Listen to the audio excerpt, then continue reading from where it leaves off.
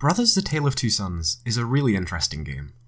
The game is the brainchild of the Swedish film director Josef Fares, and it's an adventure game with platforming elements and light puzzling.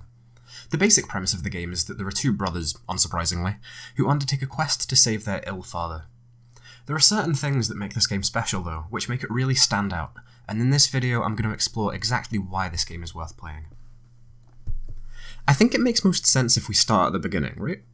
The two brothers are called Naya and Nai, which are obviously impossible to confuse with one another, and the first thing we see is Nai, the younger brother, visiting his mother's grave. Directly after this we have Naya asking him to help transport their father to the town's doctor. Honestly, within about a minute, this game is already thematically strong.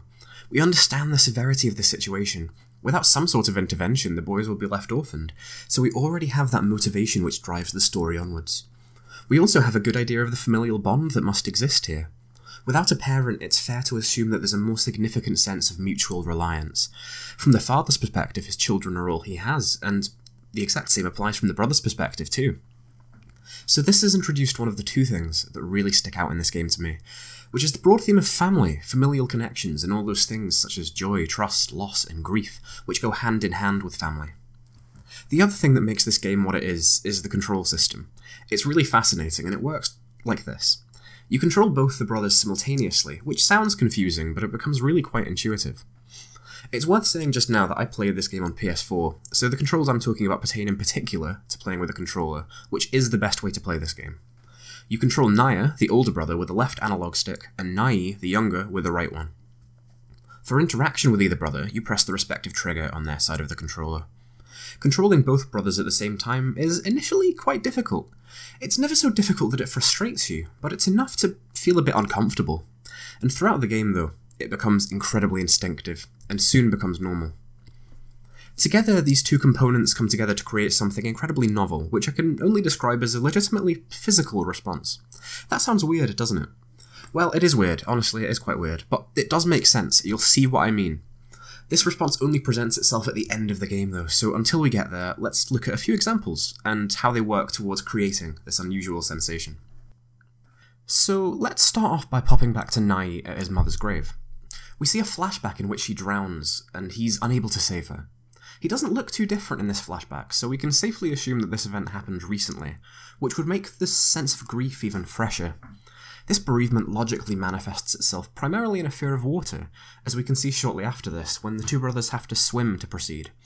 The only reason Nai is able to overcome this fear is due to her reliance on his brother, and I like this image a lot. His fear comes from familial loss, but he can challenge that distress through familial trust. It's a nice idea, and it's the first real moment in the game where we get a good idea of what their relationship is actually like. At the start of the game, there are a fair few instances throughout the village where you can interact with the inhabitants. The two brothers tend to treat the situations very differently, with the older brother being more serious and stern, and the younger a bit more carefree. This seems initially to be relatively inconsequential, but I think there's reasoning behind this that extends past it simply being amusing.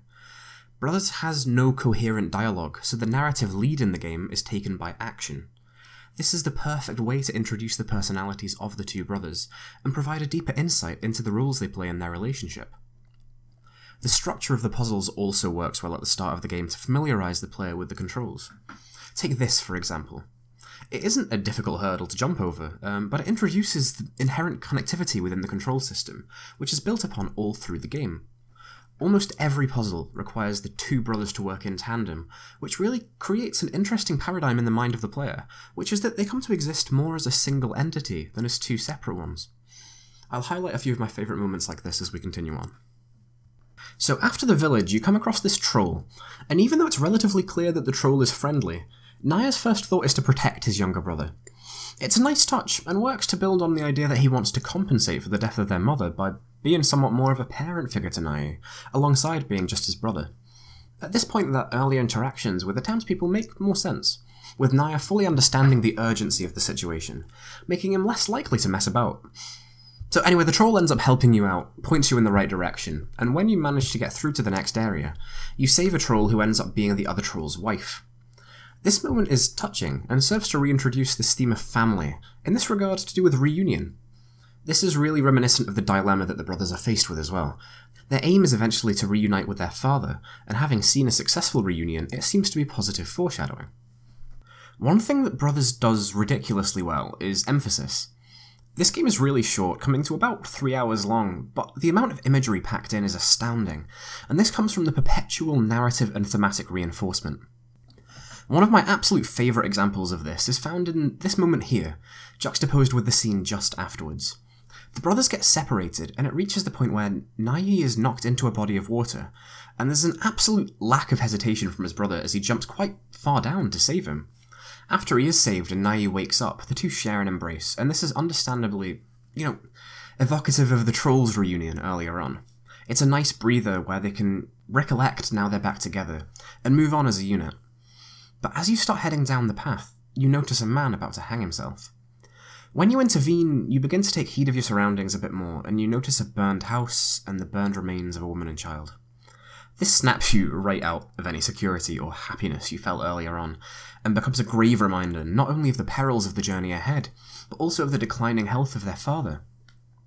This man lost his family, and in turn, everything. For him there was no point continuing without them. But the brothers go and reclaim a possession from the destroyed house, a music box to give to the man. This scene is really dark, but really good, and it ends in a positive way with the burial of his family, and a renewed reason to exist. This continues to bolster the theme of family, but in a different way. Now we're beginning to deal with loss and death in a more direct manner, and it ties in perfectly with the story of the game. Moving on from this point, it's difficult to not feel more apprehensive, and especially more protective. From the perspective of the player, I think it's around this point where you really start to connect with the brothers, as you've experienced such a wide range of emotions with them at this point, and you don't feel a particular connection with one of the brothers more so than the other, and this is also really important. Earlier I mentioned how they come to exist as a single entity for you in terms of control input, and for me it was around this time. I'm going to hop back to the puzzles for a bit now, and in particular to this section here. For this platforming segment, you're tied together with a piece of rope. I like this not only symbolically as it's a physical embodiment of the bond between the two, but also because of the thematic implications in the control scheme. Given that you're connected now, you have to approach it a bit differently. Take this moment here. One of the brothers has to act as a pivot to help the other progress. For this, you need to be holding down the trigger for that brother, as you gain momentum with the other one. You take turns in order to progress.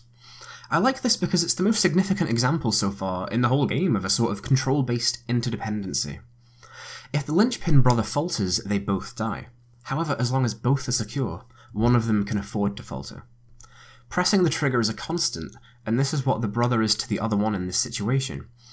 Everything falls and cracks around you, but the only thing that remains steadfast and safe is that fraternal connection, both physically and mentally. It's really smart design.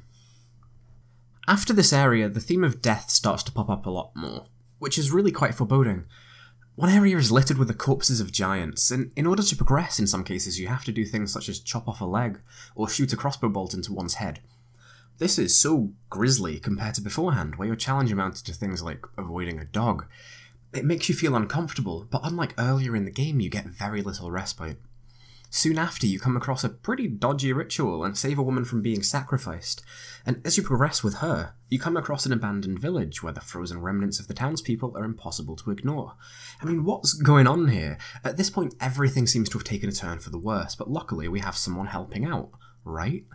Right? She seems helpful, to start with, but spoilers, she's not. After managing to get through the village, she responds by hugging Naya and leading him along in more way than one. Naya is clearly miffed about this, and for good reason.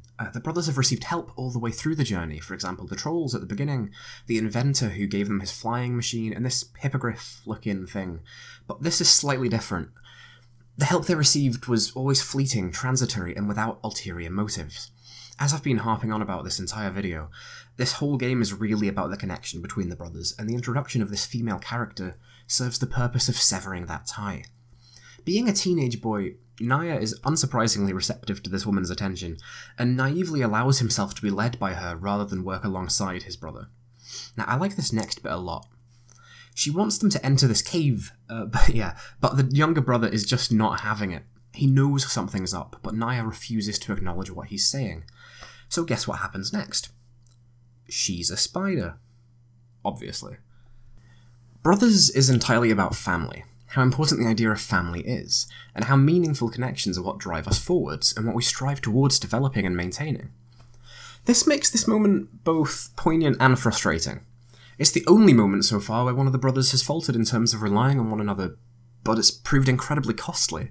This game is masterful when it comes to conveying these thematic ideas, and the unity of family is reinforced when the brothers quickly regroup to take the spider lady down, but unfortunately it doesn't go quite to plan. Naya, the older brother, is mortally wounded from the fight. That sucks, right?